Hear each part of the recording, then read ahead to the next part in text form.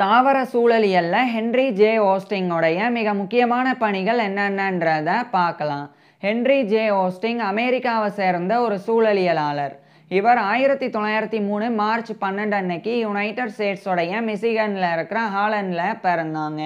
இவருடைய full name Henry John hosting. இவர் 1931ஆம் ஆண்டு யுனைடெட் ஸ்டேட்ஸோடைய மினசோடாவில் இருக்கிற மினியாபோலிஸ் செயின்ட் பாலோடைய யூனிவர்சிட்டி ஆஃப் மினசோடாவில் இருந்து பிஎஸ்டி இன் பாட்டனி, அதாவது தாவரவியலில் முனைவர் பட்டம் பெற்றாங்க. அதை தொடர்ந்து அதே யுனைடெட் ஸ்டேட்ஸில் இருக்கிற நார்த் கேரோலைனாவுடைய டூரமில் இருக்கிற டூக் யூனிவர்சிட்டியில் ஒரு ப்ரொஃபஸர் ஆஃப் பாட்டனியா, அதாவது தாவரவியல் பேராசிரியராக பணியாற்ற தொடங்கியிருந்தாங்க. அதே சமயம் ஹென்றி ஜே ஓஸ்டிங் தாவர சூழலியல்ல ஆராய்ச்சிகளை மேற்கொள்ள தொடங்கியிருந்தாங்க.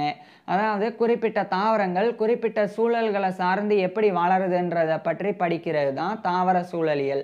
அதில் தான் இவர் ஆராய்ச்சிகளை தொடங்கியிருந்தாங்க.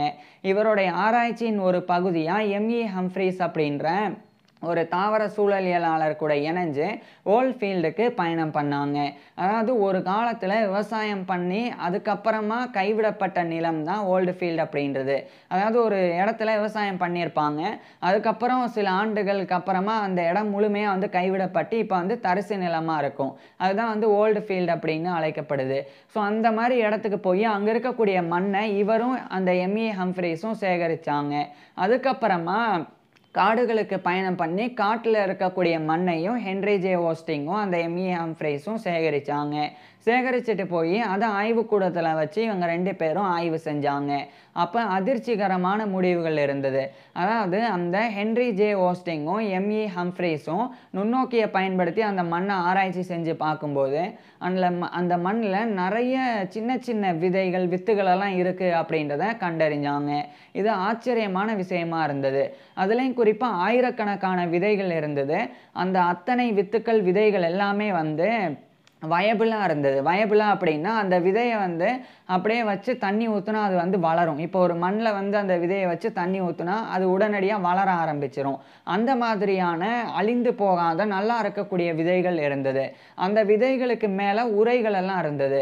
ஸோ இப்போ இதை இவங்க வந்து கண்டறிகிறாங்க. கண்டறிஞ்சதுக்கு அப்புறமா ரொம்ப தீவிரமாக ஹென்றி ஜே ஓஸ்டிங் வந்து இந்த ஆராய்ச்சியை மேற்கொண்டாங்க. எதனால விதைகள் எல்லாம் அப்படியே வளராமல் இருக்குது இந்த தரிசு நிலத்தில் அப்படின்றத பற்றிலாம் இவர் வந்து ஆராய்ச்சி செஞ்சாங்க. அப்போ தான் மிக மிக முக்கியமான ஒரு விஷயத்தை ஹென்றி ஜே ஓஸ்டிங்கும் எம்இ ஹம்ஃப்ரீஸும் கண்டறிஞ்சாங்க.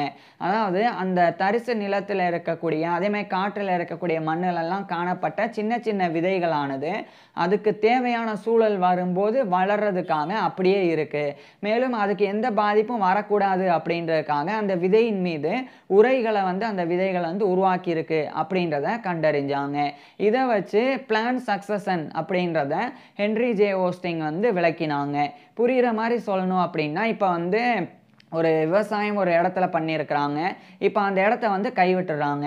இப்போ என்ன ஆயிரும்னா அந்த இடம் சாதாரணமாக அதிகமான மண் நிறைந்ததாக இருக்கும். அங்கே வந்து அதிகமான சூரிய ஒளி வந்து படும். இப்படியே கொஞ்ச காலம் இருக்குது. இப்போ என்ன ஆக ஆரம்பிக்கும்னா சில ஆண்டுகளுக்கு பிறகு அந்த விவசாய நிலத்தில் கொஞ்சம் கொஞ்சமாக புட்கள் வந்து வளர ஆரம்பிக்கும். அதுக்கப்புறம் அந்த புற்கள்ல இருந்து சின்ன சின்ன விதைகளெல்லாம் செதறி அது வந்து மண்ணில் போயிடும். அதுக்கப்புறம் கொஞ்சம் கொஞ்சமாக அந்த புற்கள் வளர்ந்ததுக்கப்புறமா அந்த இடமே வந்து நல்லா அந்த புற்கள்னால வந்து இறுகப்படும். அதுக்கப்புறம் அங்கே காற்றோட்டமும் அந்த மண்ணில் வந்து வரும். அதுக்கப்புறம் அந்த புற்களை வந்து கொஞ்சம் கொஞ்சமாக செத்து செத்து அந்த மண்ணிலேயே விழுந்து அந்த மண்ணினுடைய தன்மையை கொஞ்சம் கொஞ்சமாக மாற்ற ஆரம்பிக்கும். அதாவது தரிசு நிலத்தை நல்ல நிலமாக மாற்ற ஆரம்பிக்கும். அப்போ ஆட்டோமேட்டிக்காக அந்த இடத்துல வந்து புதர்கள் வளர ஆரம்பிக்கும். இப்படி புதர்கள் வளர ஆரம்பித்ததுக்கு அப்புறமா நிழல் உருவாகும். இப்போ புல் உருவாகுது, புல்லுக்கு பக்கத்துலேயே அப்படியே வந்து அங்கங்கே வந்து புதர்கள் உருவாகுது அப்படின்னா அப்போ அந்த புதர்கள் இருக்கிற பக்கத்தில் நிழல் உருவாகும். இப்போ புரிகிற மாதிரி சொல்கிறேன். இதுதான் வந்து பெரிய நிலம் அப்படின்னு வச்சுக்கோங்க. இந்த இடத்துல ஃபுல்லாக புல் வந்து வளர்ந்துருச்சு. இப்போ இதுதான் விவசாய நிலம் கைவிடப்பட்டு இங்கே ஃபுல்லாக வந்து சில ஆண்டுகளில் புல் வளர்ந்துருச்சு. இப்போ புல் வளர்ந்தனால இந்த இடத்துல புதர்கள் வந்து மண்டும். இப்படி புதர்கள் உருவாகுது அப்படின்னா இந்த பக்கம் இருந்து சூரிய ஒளி அடித்தா இங்கே வந்து நிழல் தான் விழும். ஏன்னா புதரை தாண்டி புதருக்கு பக்கத்தில் நிழல் தான் விழும். ஸோ அப்படி நிழல் விழும்போது பறவைகளாக இருக்கட்டும் அல்லது மற்ற உயிரினங்களாக இருக்கட்டும் விதைகளை சாப்பிட்றது அல்லது மற்ற பழங்களை சாப்பிட்டுட்டு அதை அப்படியே அந்த நிழல் நிலத்தில் போட்டுட்டு போகும்போது அந்த விதைகளானது கொஞ்சம் கொஞ்சமாக அந்த புதருக்கு பக்கத்தில் விழுந்திருக்கு அப்படின்னா அப்போ அது வந்து மண்ணில் புதைஞ்சு அது கொஞ்சம் கொஞ்சமாக வளர ஆரம்பிக்கும். அது அப்படியே வளர ஆரம்பித்து பெரிய பெரிய மரங்கள் வந்து வளர ஆரம்பிக்கும். இப்படியே பெரிய பெரிய மரங்கள் வளருது அப்படின்னா அதிலிருந்து நிறைய இலைகள் உதிர்ந்து அந்த மண்ணில் விழுந்து நல்லா மண்ணில் அந்த இலைகள் மக்கி போய் மண்ணுக்கு ஊட்டச்சத்து கிடைச்சி அந்த இடத்துல மண்புழுக்கள் இது மாதிரியான உயிரினங்கள் தோன்றும். அதுக்கப்புறம் அந்த இடமே வந்து கொஞ்சம் கொஞ்சமாக மாற ஆரம்பிக்கும். இப்போ புல் வந்து வளர்ந்தது அப்படின்னா அது குறிப்பிட்ட புல் தான் வளரும். இப்போ ஒரு இடம் இருக்குது, அந்த இடத்துல ஃபுல்லாக நிழலே விழுவாது, பயங்கரமாக வந்து வெயில் தான் அடிக்கும்னா அந்த இடத்துல வந்து வெயிலை தாங்கி வளரக்கூடிய புற்கள் மட்டும் வளரும். அதுக்கப்புறம் அந்த புற்கள் வளர்ந்து அந்த நிலத்தை நல்லா மாற்றின பிறகு தான் புதர் வளரும். புதர் வளர்ந்ததுக்கப்புறம் அந்த புதர் கொடுக்கக்கூடிய நிழலில் ஒரு சின்ன மரம் படிப்படியாக வளர ஆரம்பிக்கும். அதுக்கப்புறம் அந்த மரம் வந்து நிழலை கொடுக்கும். இப்போ ஏற்கனவே வளர்ந்த பொருட்கள் எல்லாமே வெயிலை தாங்கக்கூடியது, வெயிலை விரும்பக்கூடியது. இப்போ ஒரு பெரிய தாவரம் ஒரு மரம் வளர்ந்து அந்த மரம் அதுக்கு பக்கத்தில் ஃபுல்லாக நிழலை கொடுக்குது அப்படின்னா இந்த நிழல் வந்து இருக்கிறனால புற்கள் அழிய ஆரம்பிக்கும். ஏன்னா புற்களுக்கு நிறைய சூரிய ஒளி தேவை. அப்படி இல்லைன்னா அந்த புற்கள் வந்து அழிய ஆரம்பிக்கும். இப்படி புற்கள் அழிய அழிய அந்த இடம் ஃபுல்லாக வந்து அந்த மரத்துலேருந்து இலைகளும் விழுந்து அந்த இடமே நல்லா மாறி கொஞ்சம் கொஞ்சமாக பக்கத்தில் நிறைய மரங்கள் உருவாக ஆரம்பிக்கும். அந்த மரத்தில் வந்து பறவைகள் உட்கார ஆரம்பிக்கும். உட்காந்து அங்கேருந்து சாப்பிட்டு அது எச்சங்கள் இடும் அதுக்கு பக்கத்திலேயே. அப்போ அது ரீதியாக இன்னும் நிறைய மரங்கள் உருவாகும். இப்படியே வந்து ஒரு காடே வந்து உருவாகிடும் அந்த இடத்த கண்டுக்காமல் விட்டால். இது வந்து ஒரு சில ஆண்டுகளில் நடக்கக்கூடிய கிடையாது, பல ஆண்டுகளாகும் ஒரு நிலம் அந்த இடமே அப்படியே காடாக மாறுறதுக்கு. இது எப்படி நடக்குது அப்படின்றத தான் ஹென்ரி ஜே ஓஸ்டிங்கும் எம்இ ஹம்ஃப்ரீஸும் இதன் மூலமாக கண்டறிஞ்சாங்க.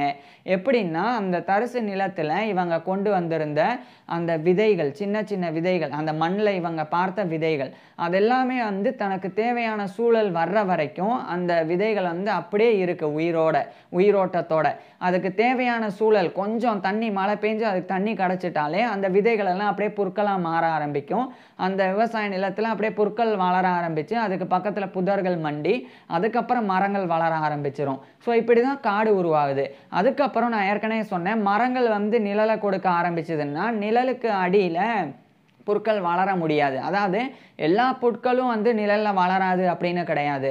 ஃபஸ்ட்டு அந்த விவசாய நிலத்திலேயோ அல்லது மற்ற வெயில் அதிகமாக விழுற இடத்துலையே வளரும் பாருங்கள், அந்த புற்கள் எல்லாமே வெயிலை விரும்பக்கூடியது. ஸோ அப்பேற்பட்ட புற்கள் எல்லாம் அழிஞ்சிரும். ஆனால் அது அழிஞ்சாலும் அதனுடைய விதைகள் வந்து மண்ணிலே இருக்கும். ஸோ இப்படி மண்ணிலே இருக்கும். இப்போ என்ன ஆகும்னா, இப்போ காடு வந்து பெருசாக உருவாகி இருக்கும். இப்போ காடு சில நேரங்கள் அழியும். காட்டு தீனாலேயோ புயல் வெள்ளத்தினாலேயோ காடு அழிஞ்சு அங்கே இருக்கக்கூடிய மரங்கள் எல்லாமே வந்து சேதமாகி ஒன்றுமே இல்லாமல் போயிடுது அப்படின்னு வச்சுக்கோங்க. அப்போ என்ன ஆகும்னா, அந்த இடமே வந்து ஃபுல்லாக மரங்கள் இல்லை அப்படின்னா அப்போ அந்த இடத்துல அதிகமான வெயில் அடிக்க ஆரம்பிக்கும். அப்போ மறுபடியும் அந்த வெயில் அதிகமாக விழுவுது அப்படின்னா ஏற்கனவே புற்கள் அழிஞ்சு போய் ஆனால் அதனுடைய விதைகள் மண்ணில் இருக்கும். ஸோ அது என்ன ஆக ஆரம்பிக்கும், கொஞ்சம் கொஞ்சமாக மறுபடியும் புற்களாக வளர ஆரம்பிக்கும். அது புற்களாக வளர ஆரம்பிச்சுது அப்படின்னா அதுக்கப்புறம் அது புதராக மாறும்.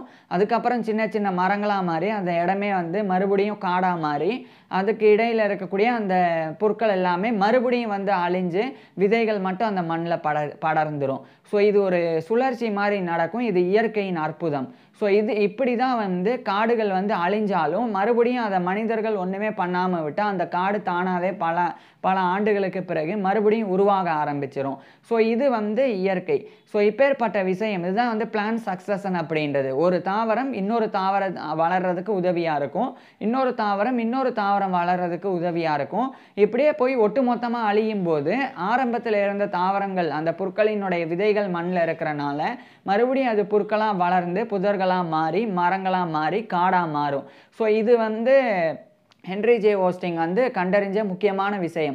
அதனால தான் அந்த விவசாய நிலத்திலையும் அந்த விதைகள் இருக்குது, புற்களினுடைய விதைகள்.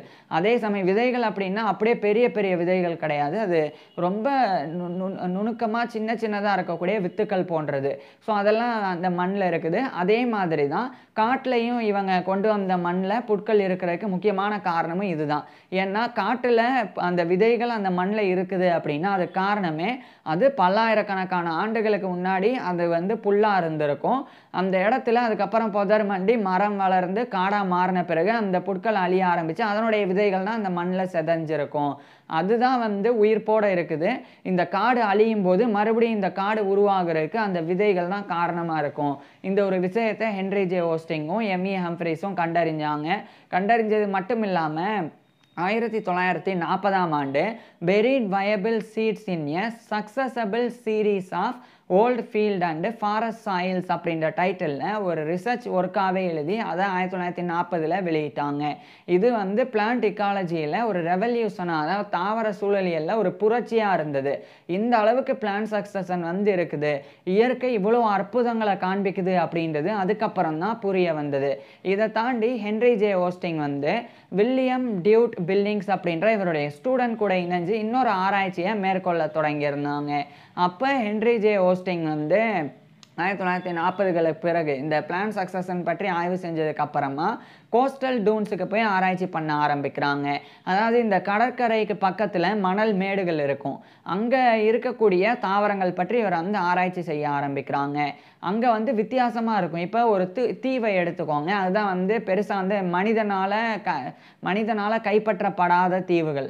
ஏன்னா மனுஷன் ஒரு இடத்துல இருந்தால் அந்த இடத்துல வந்து புல் பூண்டு கூட முளைக்காது அப்படின்னு சொல்லிடலாம். அந்தளவுக்கு இயற்கை வந்து மாறிடும். ஆனால் இயற்கையாக இருக்கக்கூடிய இடத்த வச்சு தான் உதாரணம் சொல்ல முடியும். அதனால ஒரு தீவை வந்து நினச்சிக்கோங்க, அந்த தீவில் மனிதனே இல்லைன்னா என்ன ஆகும், அதை பற்றி தான் இவங்க வந்து ஆராய்ச்சி செஞ்சாங்க. அதாவது கோஸ்டல் டோன்ஸுக்கு போய் ஆராய்ச்சி செய்யும்போது மனிதர்கள் பெருசாக நடமாட்டம் இல்லாத இடத்துல ஆய்வு செஞ்சாங்க. அப்படி ஆய்வு செய்யும்போது ஒரு விஷயத்தை கண்டறிஞ்சாங்க. என்னன்னா, இப்போ ஒரு கடல் இருக்குன்னா அந்த கடலுக்கு பக்கத்தில் மணல் இருக்கும், கடற்கரையில் ஃபுல்லாக மணல் தான் இருக்கும். அதில் எந்த செடி கொடி தாவரம் எதுவுமே வளராது. ஆனால் போக போக கொஞ்சம் தூரம் கழித்து பார்த்தா கொஞ்சம் மணல் மேடு மாதிரி இருக்கும். அதாவது ஒரு மேடு மாதிரி இருக்கும், அந்த மேட்டில் இருந்து இறங்கி போனால் மணல் வரும், அந்த மணல்ல இருந்து கொஞ்சம் தூரம் போனால் கடல். இந்த மாதிரி தான் இருக்கும் எந்த கடலை எடுத்துக்கிட்டாலும், இயற்கையான கடல். ஸோ அப்படி அந்த இயற்கையான நிலப்பரப்பு அப்படி தான் இருக்கும். அந்த மாதிரி தான் தீவுகளும் இருக்கும். இப்படி இருக்கும்போது இப்போ கடல் இருக்குன்னா கடல் பக்கத்தில் மணலுக்கு அப்புறம் மணல் மேடுகள், அங்கே வந்து கொஞ்சம் கொஞ்சமாக புல் வளர ஆரம்பிச்சிருக்கும். அதுக்கப்புறம் கொஞ்சம் தூரம் தள்ளி போய் பார்த்தா புதர்கள் இருக்கும். அதுக்கப்புறம் இன்னும் கொஞ்சம் தூரம் போனால் தான் கொஞ்சம் கொஞ்சமாக சின்ன சின்ன செடிகள், சின்ன சின்ன தாவரங்கள் எல்லாம் வளர்ந்துருக்கும். அதுக்கப்புறம் போக போக அந்த ஃபுல்லாக அந்த தீவு முழுக்க வந்து மரங்களாக இருக்கும். இந்த மாதிரி ஒரு தீவு இருக்குன்னா அதை சுற்றி இந்த மாதிரி தான் இருக்கும். தீவினுடைய மைய பகுதியில் வந்து முழுக்க தாவரங்கள் அடர்த்தியாக இருக்கும். தீவினுடைய மையப்பகுதியிலிருந்து நாலா பக்கம் எந்த பக்கம் போனாலும் போக போக சின்ன சின்ன மரங்கள், புதர்கள், புற்கள், அதுக்கப்புறம் மணல் மேடு, அதுக்கப்புறம் மணல், அதுக்கப்புறம் கடல். இந்த மாதிரி தான் வந்து இருக்கும். இது எதனால் இப்படி இருக்குது அப்படின்றத பற்றி ஆய்வு செஞ்சாங்க. அப்போ தான் ஹென்றி ஜே ஓஸ்டிங் ஒரு முக்கியமான விஷயத்தை கண்டறிஞ்சாங்க. இது இப்படி இருக்கிறதுக்குண்டான காரணமே அங்கே இருக்கக்கூடிய மண்ணினுடைய தன்மை, காற்றின் வேகம், அங்கே இருக்கக்கூடிய சூழல் தான் அப்படின்றத கண்டறிஞ்சாங்க. எப்படின்னா, இப்போ கடற்கரை எப்படி இருக்கும், அந்த மணல் எல்லாம்னா அதிகமான உப்பு நிறைந்ததாக இருக்கும். அந்த உப்பு நிறைந்த மணல் தான் அதுக்கு பக்கத்தில் மணல் மேடாக மாறி இருக்கும். இப்போ மணலில் வந்து எந்த தாவரமும் வந்து வளர முடியாது. ஏன்னா அது இறுகி படர்ந்துலாம் வளர முடியாது, அந்தளவுக்கு வந்து அந்த மணல்லாம் இருக்கும். ஆனால் மணல் மேடுகளில் வளர முடியும். ஆனால் அந்த இடத்துல புற்கள் மட்டும்தான் வளர முடியும். ஏன்னா அதுக்கேற்ற மாதிரி தான் அந்த இடத்துல உப்பின் தன்மை, காற்றின் வேகம்லாம் இருக்கும். அந்த கடற்கரைக்கு பக்கத்தில் பயங்கரமாக காற்று வீசும். அப்போ பெரிய பெரிய மரங்கள் வளர்ந்தால் அது உடஞ்சி விழுந்துடும். அதனாலேயே அந்த இடம் பெரிய பெரிய மரங்கள் வளர்கிறதுக்கு ஏற்றது கிடையாது. மேலும் மணல் மேடுகள் அதெல்லாம் பெரிய பெரிய மரங்களை தாங்குற அளவுக்கு சக்தி கொண்டதும் கிடையாது. அதனால தான் அந்த இடத்துல கொஞ்சம் கொஞ்சமாக புற்கள் வளரும். அதுக்கப்புறம் அதை தாண்டி போகும்போது புதர்கள் வளரும். ஏன்னா புற்கள் ஓரளவுக்கு அந்த உப்பு நீர், அதுக்கப்புறம் உப்பு மணல், அதே மாதிரி உப்பு காற்று அதெல்லாத்தையுமே வந்து தடுக்கும். அதனால அதுக்கு பின்னாடி புதர் கொஞ்சம் வளரும். அதுக்கப்புறம் அந்த புதர் வந்து இன்னும் அதிகமாக வீசக்கூடிய காற்றினுடைய வேகத்தை தடுக்கும், உப்பு காற்றை தடுக்கும். அதே மாதிரி உப்பு மணலை ஓரளவுக்கு அதுவும் எடுத்துக்கிறோம். அதனால அதுக்கு பின்னாடி வந்து அதிகமான உப்பு இருக்காது. ஸோ அதனாலேயே அதுக்கு பக்கத்தில் சின்ன சின்ன செடிகள், தாவரங்கள் எல்லாம் வளர ஆரம்பித்து அதுக்கப்புறம் அடர்த்தியாக கொஞ்சம் கொஞ்சமாக மரங்கள் போக ஆரம்பிச்சிடும். ஸோ ஒரு இடத்துல இருக்கக்கூடிய காற்றின் வேகம், நீரின் தன்மை, மணலின் தன்மை, ஒட்டுமொத்தமான அந்த இருக்கக்கூடிய சூழல், அதை பொறுத்து தான் தாவரங்கள் இப்படி வளர்ந்துருக்கு அப்படின்னு சொல்லி ஹென்றி ஜே ஓஸ்டிங் அதை விளக்கினாங்க. ஸோ இப்படி தாவர சமூகம், பிளான்ட் கம்யூனிட்டிஸ் எப்படி ஒரு ஹேபிடேட்டை பொறுத்து, ஒரு வாழ்விடத்தை பொறுத்து உருவாகி இருக்கு அப்படின்றத இவர் வந்து கண்டறிஞ்சாங்க. ஸோ கண்டறிஞ்சது மட்டும் இல்லாமல் அந்த வில்லியம் டியூட் பில்லிங்ஸ் கூட இணைஞ்சு ஹென்ரி ஜே ஓஸ்டிங் 1942ஆம் ஆண்டு the effect of environmental factors on the development of vegetational zonation on coastal dunes அப்படின்ற டைட்டிலில் ஒரு ரிசர்ச் பேப்பராக வெளியிட்டாங்க. வெஜிடேஷனல் ஜொனேஷன் அப்படின்னா இதை தான் குறிக்குது. அந்த இடத்த சார்ந்து எப்படி புல் புதர் சின்ன சின்ன செடிகள் மரங்கள் அப்படின்னு அப்படியே படிப்படியாக போயிருக்கும் அந்த இடம் சார்ந்து. ஸோ அதுதான் வந்து குறிக்குது. அதையும் இவர் வந்து விளக்கினாங்க. இதுவும் வந்து மிகப்பெரிய ஒரு விஷயமா இருந்தது. இதெல்லாம் தாவர சூழலியல்ல அற்புதமான படைப்புகள். அதுக்கப்புறமா இவர் வந்து 1948ஆம் ஆண்டு the study of plant communities and introduction to the plant ecology அப்படின்ற டைட்டிலில் மோஸ்ட் இன்ஃப்ளூயன்ஷியலான ஒரு டெக்ஸ்ட் புக்கை வெளியிட்டாங்க. இதை இவர் 1948 வெளியிட்ட உடனே பிளான்ட் இக்காலஜி படிக்கக்கூடிய ஸ்டூடெண்ட்ஸுக்கு ஏற்ற புத்தகமாக மாறினது. மேலும் பரவலாக பயன்படுத்தப்பட்டது. அது மட்டும் இல்லாமல் தாவர சூழலியலின் கொள்கைகளை இதில் அறிமுகப்படுத்தியிருந்தாங்க. மேலும் பிளான்ட் கம்யூனிட்டிஸ்னால் என்ன, பிளான்ட் சக்சஷன் எப்படி நடக்குது, எப்படிலாம் தாவரங்கள் ஒவ்வொரு நிலத்தை சார்ந்து வளர்ந்துருக்கு அப்படின்னு அவ்வளோ தத்ரூபமான விஷயங்களையும் ஹென்ரி ஜே ஓஸ்டிங் இதில் குறிப்பிட்டிருந்தாங்க. அதுக்கப்புறம் இது ரொம்ப ஃபேமஸ் ஆனதுனால 1956ஆம் ஆண்டு இந்த த ஸ்டடி ஆஃப் பிளான்ட் கம்யூனிட்டிஸோடைய 2வது பதிப்பையும் வெளியிட்டாங்க. இந்த அளவுக்கு முக்கியத்துவம் வாய்ந்த நிறைய விஷயங்களை ஹென்ரி ஜே ஓஸ்டிங் பண்ணாங்க. இது மட்டும் இல்லாமல் இவர் வந்து ஸ்ப்ரூஸ் ஃபெர் அசோசியேஷன்ஸ் பற்றியும் ஆராய்ச்சி செஞ்சாங்க. அப்படின்னா பெரிய பெரிய உச்சி மலைகள் பனி பிரதேசங்களில் இருக்கக்கூடிய தாவரங்கள் அவைகள் பற்றியும் இவர் ஆராய்ச்சி செஞ்சாங்க. அதுக்கப்புறமா கூடுதலாக இவர் வந்து யுனைடெட் ஸ்டேட்ஸ்லேயே இருக்கக்கூடிய ஒரு பெரிய பகுதி நியூயார்க்லேருந்து அலபாமா வரைக்கும் இருக்கக்கூடிய பிட்மாண்ட் அப்படின்ற ஒரு ரீஜன் அங்கே இருக்கக்கூடிய பிளான்ட் கம்யூனிட்டிஸ் பற்றியும் இவர் ஆராய்ச்சி செஞ்சாங்க. அதையும் தாண்டி இவர் வந்து பேர் ராக் சப்ஸ்ட்ராட்ஸ் அங்கே இருக்கக்கூடிய தாவரங்கள் பற்றியும் ஆராய்ச்சி செஞ்சாங்க. அப்படின்னா என்னென்னா பாறைகளில் வளரக்கூடிய தாவரங்கள். உதாரணத்துக்கு இப்போ நான் சொன்னேன் ஒரு நிலம் வந்து தரிசாக இருந்ததுன்னா அங்கே வந்து புல் வந்து வளரும் அப்படின்னு. அதே மாதிரி ஒரு பாறை இருந்தது அப்படின்னா அந்த பாறையில் புல் வளராது. அதுக்கு பதிலாக அந்த பாறையில் அதிகமாக என்ன வளரும்னா ஃபங்கஸ், ஆல்ஜி, அதாவது இந்த பூஞ்சை, காளான், பாசி இது மாதிரியானது பாறைகளில் வளரும். வளர்ந்து அந்த பாறையை வந்து அரிக்க ஆரம்பிக்கும். ஏன்னா இது போன்ற தாவரங்கள் எல்லாம் ஒரு வகையான ஆசிட்டை வந்து வெளியிடும். அது வந்து பாறைகளை கொஞ்சம் கொஞ்சமாக வந்து மணலாக மாற்ற ஆரம்பித்து பாறைகளை உடைக்கும். அப்படி உடைச்சி அது மண்ணாக மாற ஆரம்பிக்கும் போது அந்த பாசி பூஞ்சைகள் அதனால அதில் வந்து வளர முடியாது. ஏன்னா பாசி பூஞ்சைகள் எல்லாம் பாறைகளில் தான் வளரும். ஸோ அவைகள் வந்து வளர்ந்து அது ஆசிட்டை வெளியிட்டு அதனால பாறை வந்து உருகி மணலாக மாறும்போது அந்த மண்ணில் இதனால் வாழ முடியாமல் இது அழிஞ்சு போகும். ஆனால் இந்த பூஞ்சை, காளான் இதெல்லாம் அழிஞ்சாலும் அது மண்ணாக மாறிட்டனால அந்த இடத்துல ஏற்கனவே அந்த பாறை வந்து மண்ணாக இருந்து தான் பாறையாக மாறி இருக்கும். அதனால் அந்த பாறை மீண்டும் மண்ணாக மாறும்போது அதில் சின்ன சின்ன விதைகள் இருந்திருக்கும். அதெல்லாம் கொஞ்சம் கொஞ்சமாக புல்லாக மாறி அதுக்கப்புறம் அந்த இடத்துல புதர் மண்டி மரமாக மாற ஆரம்பிக்கும். ஸோ இதெல்லாமே வந்து இயற்கையின் அற்புதம். இது எல்லாத்த பற்றியும் கூட ஹென்ரி ஜே ஓஸ்டிங் வந்து ஆராய்ச்சி செஞ்சாங்க. மெயினாக இவர் வந்து ஆர்டகலாஜிக்கல் அப்ரோச் அப்படின்ற ஒரு வகையான அணுகுமுறையை பின்பற்றினாங்க. அப்படின்னா என்னென்னா இப்போ ஒரு பெரிய ஒரு நிலம் இருக்குது, அந்த இடத்துல எக்கச்சக்கமான தாவரங்கள் இருக்குன்னா அத்தனையுமே போய் ஒவ்வொரு தாவரத்தினுடைய நிலை அப்படிலாம் ஆராய்ச்சி செய்யாமல் ஒரு தாவரத்தை மட்டும் அதிலிருந்து எடுத்து அந்த தாவரம் அந்த மண்ணுக்கு ஏற்ற மாதிரி எப்படி வளர்ந்துருக்கு, அது ஏன் இப்படி வளர்ந்துருக்கு, அதனுடைய தன்மை ஏன் இப்படி இருக்குது அப்படின்னு ஆராய்ச்சி செய்வாங்க. ஸோ அந்த அளவுக்கு ஹென்ரி ஜே ஓஸ்டிங் வந்து தாவர சூழலியல் ஆராய்ச்சியில் ஒரு நிபுணராக எக்ஸ்பர்ட்டாக இருந்து வந்தாங்க. இப்பேற்பட்ட நபர் இறுதியாக 1968ஆம் ஆண்டு அக்டோபர் 30 அன்னைக்கு இவருடைய 65 வயசில் இறந்து போனாங்க. ஹென்ரி ஜே ஓஸ்டிங் இறந்து போயிருந்தாலும் தாவர சூழலியலுக்கு இவர் ஆற்றின பங்களிப்பு அப்படின்றது ஆகச்சிறந்தது. ஸோ இப்பேற்பட்ட ஹென்ரி ஜே ஓஸ்டிங் பற்றி நீங்கள் என்ன நினைக்கிறீங்க அதை கீழே கமெண்ட்ஸில் சொல்லுங்கள்.